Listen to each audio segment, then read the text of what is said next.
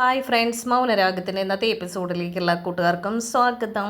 അപ്പോൾ സരയു കല്യാണിയുടെയും കിരണിൻ്റെ വീട്ടിൽ വന്നല്ലോ കല്യാണി ആശ്വസിപ്പിക്കാൻ വേണ്ടിയിട്ട്. അപ്പോൾ സരയു കിരണിനെ കാണുവാണേ.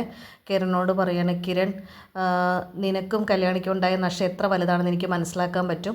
അതുകൊണ്ട് നിങ്ങൾക്ക് എന്ത് സഹായം, ഗംഗപ്രസാദിനെ കൊല്ലാൻ വേണ്ടിയിട്ട് എന്ത് സഹായം വേണമെങ്കിലും എൻ്റെ സൈഡിൽ നിന്ന് ഉണ്ടാവും എന്ന് പറയുമ്പോൾ കിരൺ ചോദിക്കുക, സരയു നിനക്ക് എന്ത് ചെയ്യാൻ പറ്റുമെന്ന് ചോദിക്കുമ്പോൾ പറയുക, ഞാൻ ആ ജയിലിൽ പോയി അച്ഛനെ കാണാം, അച്ഛൻ എന്തെങ്കിലും അറിവുണ്ടായല്ലോ എന്ന് പറയുമ്പോൾ അതിന് സാധ്യത കുറവാണ് സരയു. കാരണം അവൻ പുറത്തിറങ്ങിയതിന് ശേഷം നിൻ്റെ അച്ഛനുമായിട്ട് കോൺടാക്റ്റ് ഉണ്ടാവാൻ സാധ്യതയില്ല എന്ന് പറയണേ. അപ്പോൾ സരയു പറയാം, നമുക്ക് ആ വഴിക്കൊന്ന് ശ്രമിച്ചു നോക്കാം, ഞാൻ എന്തായാലും ഒന്ന് പോയി നോക്കാം, എന്തെങ്കിലും കിട്ടുവാണെങ്കിൽ അറിയാമല്ലോ എന്ന് പറയുമ്പോൾ കിരൺ പറയുകയാണ്, അവനെ ഒന്ന് ജസ്റ്റ് കാണിച്ചു തന്നാൽ മതി, ബാക്കി കാര്യങ്ങളൊക്കെ ഞാൻ നോക്കിക്കോളാം എന്ന് കിരൺ പറയുവാണേ. അവൻ്റെ കയ്യിൽ ആയുധം ഉണ്ടെങ്കിൽ ഒരു കുഴപ്പമില്ല, ഞാൻ അവനെ ഇടിച്ച് തീർത്തോളാം എന്ന് പറയുകയാണ്. അപ്പോൾ സരയു പറയുക, ഇപ്പോൾ എൻ്റെ മോള് സുരക്ഷിതയാണ്, കാരണം എൻ്റെ അങ്കിളും ആൻറ്റിയും അവളെ അതുപോലെയാണ് നോക്കുന്നത്. പിന്നെ കൂട്ടിന് 2 അമ്മമാരും ഉണ്ട്. പിന്നെ ഞാൻ മരിച്ചാലും കുഴപ്പമൊന്നുമില്ല, പിന്നെ നിൻ്റെയും കല്യാണിയുടെ സങ്കടത്തിനൊപ്പം ഞാൻ ഉണ്ടാവും എന്ന് പറയുകയാണ് കേട്ടോ. കിരൺ ഞെട്ടി തിരിഞ്ഞു നോക്കുവാണേ. ലോകത്തിൽ ഒരു മകളും അമ്മയെ ഇത്രമാത്രം സ്നേഹിച്ചിട്ടുണ്ടാവില്ല. അതുകൊണ്ട് ഗംഗപ്രസാദിൻ്റെ മരണം അല്ലാതെ വേറെ ഒന്നും ഇനി കല്യാണിക്കൊരു സന്തോഷം കൊടുക്കാൻ സാധിക്കില്ല എന്ന് പറയുവാണ് കിരൺ. ഞാൻ എന്തായാലും ജയിലിലേക്ക് പോവാണ്, അവിടെ ചെന്ന് ഗംഗപ്രസാദിനെ കുറിച്ചുള്ള വിവരങ്ങൾ എന്തെങ്കിലും അറിയണം, കൂട്ടത്തിൽ ആ മനോഹറിൻ്റെ കാര്യങ്ങളും കൂടി അറിയണം. ഞാനൊരു കാര്യം പറയാം കിരണേ, ഗംഗപ്രസാദിനെ കൊല്ലാൻ ഞാൻ കൂടെ നിൽക്കാം, പക്ഷേ എനിക്ക് തിരിച്ച് മനോഹർ എങ്ങാനും പരോളിൽ വന്നു കഴിഞ്ഞാൽ അവൻ്റെ ജീവൻ എനിക്ക് വേണം. അപ്പോൾ അങ്ങനെ പറയുവാണ് കേട്ടോ. കാരണം എൻ്റെ കുഞ്ഞൊരിക്കലും അവൻ്റെ അച്ഛനായിട്ട് മനോഹർ ഉണ്ടെന്ന് പോലും അറിയാൻ പാടില്ല എന്നൊക്കെ സരയു പറയുവാണേ. മനോഹറിനെ കൊല്ലാൻ നീ സഹായിക്കാമെന്ന് എനിക്ക് വാക്ക് തരണം എന്ന് പറയുന്നത്. അപ്പോൾ കിരൺ ഇങ്ങനെ കൈയും കെട്ടി നിൽക്കുവാണ്. നീ എന്താ ഒന്നും പറയാത്തേ, നീയും കല്യാണിയും കൂടി കുട്ടിയെ കാണിച്ചു, അതിലെനിക്ക് നല്ല നീരസം ഉണ്ടായിരുന്നു എന്നൊക്കെ സരയു പറയുക കിരണിനോട്. സരയു കിരണിനോട് ചോദിക്കുകയാണ്, നിനക്ക് മനോഹറിനോട് സ്നേഹമുണ്ടല്ലേ എന്ന് ചോദിക്കുമ്പോൾ മനോഹറിന് എന്നോട് എനിക്ക് സ്നേഹമൊന്നും ഇല്ലയെന്ന് കിരൺ പറയുകയാണ്. എന്നിട്ട് പറയുകയാണ്, ഗംഗപ്രസാദിനെ കൊല്ലാൻ നീ എൻ്റെ ഒപ്പം നിന്നാൽ ഉറപ്പായിട്ടും ഞാൻ മനോഹറിനെ കൊല്ലാൻ നിൻ്റെ കൂടെ നിൽക്കുമെന്ന് കിരൺ ഉറപ്പ് കൊടുക്കുവാണ്. അപ്പോൾ സരയു ചോദിക്കുക, നിങ്ങൾ കുറച്ച് ദിവസം എന്തായാലും ഓഫീസിലേക്കില്ലല്ലോ, ഞാനും ഓഫീസിലേക്കില്ല, ഞാനും എന്തായാലും ഗംഗപ്രസാദിനെ അന്വേഷിക്കാൻ വേണ്ടിയിട്ട് നിൻ്റെ കൂടെ നിന്നോളാം, നമുക്ക് അവനെ കണ്ടെത്തണം എന്നുള്ള ഭയങ്കര വാശിയിലാണ് കേട്ടോ സരയു പറയുന്നത്.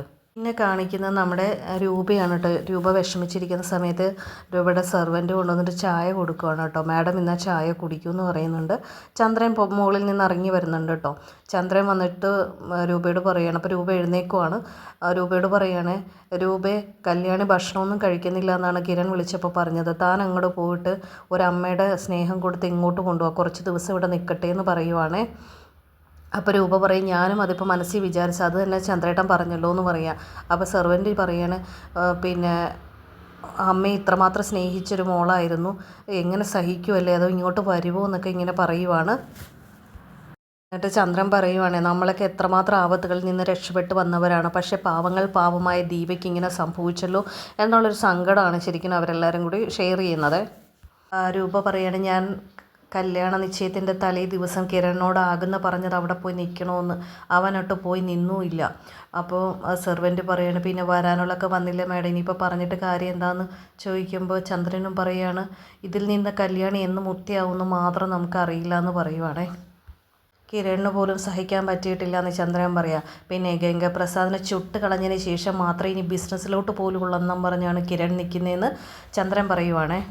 സെർവൻറ്റ് പറയാണ്, സാറേ, കാർത്തിക മോളുടെ അമ്മയാണ് അവൻ ലക്ഷ്യം വെച്ചിരുന്നത്, പക്ഷേ ഇതുവരെ അത് സാധിച്ചിട്ടില്ല, അതുകൊണ്ട് അവൻ ഇനിയും ഉന്നം പിടിച്ചിരിക്കും, അതുകൊണ്ട് സൂക്ഷിക്കണേന്ന് പറയുവാണേ.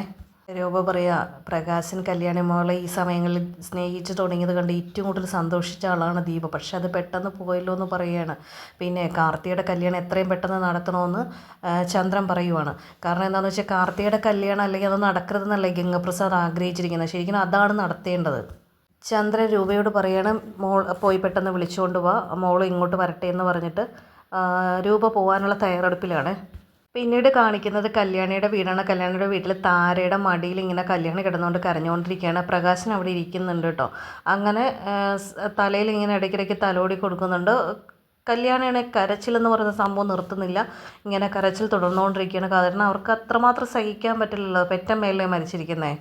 പ്രകാശൻ പറയുവാണ് താരയെ ഏറ്റവും കൂടുതൽ സരയു സ്നേഹിക്കാൻ തുടങ്ങിയ ആ സമയത്ത് ഏറ്റവും കൂടുതൽ സന്തോഷിച്ച ആൾ ദീപയാണ്. കാരണം എല്ലാവർക്കും നന്മയും സന്തോഷവും സമാധാനവും ഉണ്ടെന്ന് മാത്രമേ ദീപ ആഗ്രഹിച്ചിട്ടുള്ളൂ. ആ സമയത്തേക്ക് ഒരു വണ്ടി കയറി വരുന്ന ഹോണടി കേൾക്കുവാണ്. വണ്ടിയിൽ വന്നിറങ്ങിയത് രൂപയായിരുന്നു കേട്ടോ. അപ്പോൾ പ്രകാശൻ പറയണം, മോളെ ദേ കിരണിൻ്റെ അമ്മ വന്നിരിക്കുന്നു എന്ന് പറയണം കേട്ടോ. അപ്പോൾ കല്യാണി എഴുന്നേക്കുവാണ്. അപ്പോൾ അകത്തേക്ക് കയറി വന്നപ്പോൾ പ്രകാശൻ അവിടെ ഇരിക്കുന്നുണ്ട്. കല്യാണി എഴുന്നേറ്റ് താരി എഴുന്നേക്കുവാട്ടോ ചെയ്യുന്നത്. അപ്പോൾ രൂപ കല്യാണിയെ കെട്ടിപ്പിടിച്ച് കരയുന്നുണ്ട്. എന്നിട്ട് പറഞ്ഞ് കുറച്ച് ദിവസം മോൾ അവിടെ വന്ന് നിൽക്കുമ്പോൾ ഒരു ചേഞ്ച് ആവുമല്ലോ എന്ന് പറയുമ്പോൾ പ്രകാശനും പറയുകയാണ്, അതേ മോൾ കുറച്ച് ദിവസം അവിടെ പോയി നിൽക്കുക, അപ്പോൾ മനസ്സിലൊക്കെ ഒരു സമാധാനം കിട്ടും. ഇവിടെ ആകുമ്പോൾ എപ്പോഴും ദീപയെക്കുറിച്ച് മാത്രമാണ് എല്ലാവരും സംസാരിക്കുന്നത്, അതുകൊണ്ട് അവിടെ പോയി നിൽക്കാൻ പറയുകയാണ് കേട്ടോ. അപ്പം രൂപ പറയണേ, ഞാൻ ആദ്യ സമയങ്ങളിലൊക്കെ ഞാനും കല്യാണി ഒത്തിരി വിമർശിച്ചതാണ്. കാരണം പിന്നെ എനിക്ക് സരയും കിരണും തമ്മിൽ വിവാഹം നടക്കണമെന്ന് മാത്രമേ ആഗ്രഹം ഉണ്ടായിരുന്നുള്ളൂ. അതുകൊണ്ടാണ് ഞാൻ ആദ്യമൊക്കെ വിമർശിച്ചിരുന്നത്.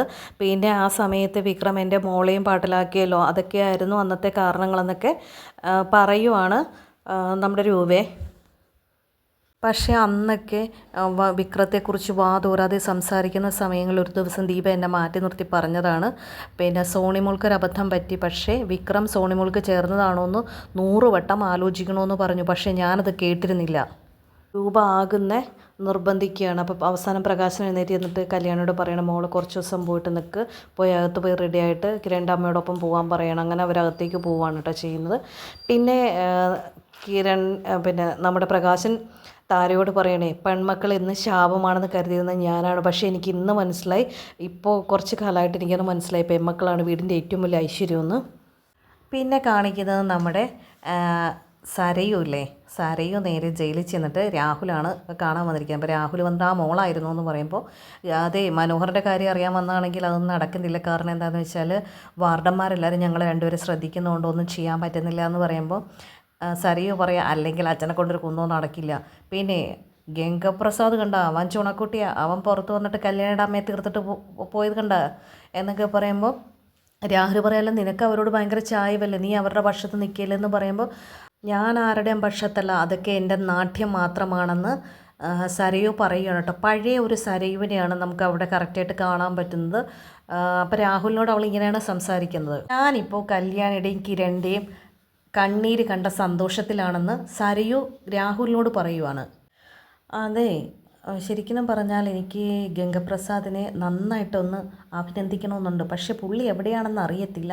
കാരണം പുള്ളിയുടെ കൂടെ നിന്നിട്ട് എനിക്ക് എൻ്റെ ശത്രുക്കളെ തീർക്കണമെന്നൊക്കെ ആഗ്രഹമുണ്ട്. പക്ഷേ എവിടെയാണെന്ന് അറിയില്ല എന്ന് പറയുമ്പോൾ രാഹുൽ പറയുവാണേ, അത് ഇവിടെ നിന്നൊരു ജയിൽ പുള്ളി പുറത്തു പോയപ്പോൾ അവനുമായിട്ട് ഫോണിൽ സംസാരിക്കുക എന്തോ ചെയ്തിരുന്നു, അവനിപ്പോൾ തിരിച്ച് വന്നിട്ടുണ്ടെന്നൊക്കെ രാഹുൽ പറയുവാണ്. അപ്പോൾ രാഹുൽ പറയണേ, എടി ഭീമാപ്പള്ളിക്ക് അവിടെ എവിടെയോ ഒരു കോളനിയിലാണ് താമസിക്കണമെന്നാണ് പറഞ്ഞത്. അപ്പോൾ സരയു പറയണേ, അതെ ഒരു കാര്യം ചെയ്യ്, അങ്ങേരെ ഞാനിനി കാണുമോ ഇല്ലെന്നൊന്നും അറിയത്തില്ല, പക്ഷേ ഗംഗപ്രസാദ് എന്തെങ്കിലും ഇവിടെ വന്നു കഴിഞ്ഞാൽ ഞാൻ അദ്ദേഹത്തെ അഭിനന്ദിച്ചെന്ന് അച്ഛനൊന്ന് പറയണം കേട്ടോ എന്ന് പറയുവാണ് സരയു. അപ്പോൾ രാഹുൽ പറയും, എൻ്റെ മുകളിൽ ഇത്രയും ഒരു മാറ്റം ഞാൻ വിശ്വസിച്ചിരുന്നില്ല. പിന്നെ കല്യാണിയും കിരണും കാർത്തികയും ലക്ഷ്മിയും ഒക്കെ അവൻ്റെ ടാർജറ്റാണെന്ന് പറയുവാണ്. രാഹുൽ പറയും, കല്യാണിയുടെ അമ്മയല്ലേ ഇപ്പം നഷ്ടപ്പെട്ട, കല്യാണിയെ നഷ്ടപ്പെട്ട് കഴിഞ്ഞാൽ കിരൺ ഇപ്പം നിന്നോട് ചെറിയൊരു സിമ്പതി ഉണ്ട്, അപ്പം നിനക്ക് കിരണിൻ്റെ ലൈഫിലോട്ട് ചെല്ലാം, അങ്ങനെ നിനക്കൊരു ജീവിതം ഉണ്ടാവും എന്നൊക്കെ പറയുമ്പോൾ സരയു പറയും, ഞാൻ അങ്ങനെ അതിനെപ്പറ്റിയൊന്നും ചിന്തിച്ചിട്ടില്ല എന്ന് പറയുമ്പോൾ രാഹുൽ പറയും, അതിനെപ്പറ്റിയൊക്കെ മോൾ ചിന്തിക്കണമെന്ന് പറയുവാണേ. എന്നിട്ട് സരയു അങ്ങ് പോവുകയാട്ടോ ചെയ്യുന്നത്. അപ്പോൾ നേരെ രാഹുൽ അങ്ങോട്ട് പോകുമ്പോൾ അന്ന് ജയിലിൽ പുറത്ത് പോയൊരു ജയിൽ പുള്ളി ഉണ്ടല്ലോ, ഗംഗ എവിടെയാണെന്ന് പറഞ്ഞു കൊടുത്തത്. പുള്ളി ചോദിക്കുക ആരാ വന്നതെന്ന് ചോദിക്കും, മോളാ വന്നേ, അല്ല മോളും പുറത്തെ വിശേഷങ്ങളൊക്കെ പറഞ്ഞ് സന്തോഷിക്കാൻ വന്നതെന്നൊക്കെ രാഹുൽ പറയുമ്പോൾ, അല്ലെ മോള് മാറിയെന്ന് പറഞ്ഞിട്ട്, ഞാൻ വളർത്തിയ മോളാടോ, എവളൊന്നും ഒരിക്കലും മാറില്ല. അപ്പം ഞാൻ പറഞ്ഞു കല്യാണിയെ ഒഴിവാക്കിയിട്ട് കിരണൊപ്പം കയറി സ്വന്തം ജീവിതം പടുത്തുയർത്താൻ പറഞ്ഞു എന്ന് പറയണം കേട്ടോ. അങ്ങനെയാണ് ഇന്നത്തെ എപ്പിസോഡ് അവസാനിക്കുന്നത്. അപ്പോൾ വീഡിയോ ഇഷ്ടപ്പെട്ട എല്ലാ കൂട്ടുകാരും തീർച്ചയായിട്ടും വീഡിയോ ഒന്ന് ലൈക്ക് ചെയ്യുക, ഷെയർ ചെയ്യുക, സബ്സ്ക്രൈബ് ചെയ്യുക. അടുത്ത എപ്പിസോഡിൽ കാണാം. അടുത്ത എപ്പിസോഡിൽ ഉറപ്പായിട്ടും കിരൺ ഗംഗയെ പൊക്കിയിരിക്കും. ആ ഒരു സന്തോഷ വാർത്തയ്ക്കായി നമുക്ക് കാത്തിരിക്കാം. അപ്പോൾ എല്ലാവർക്കും ടാറ്റ ബൈ ബൈ.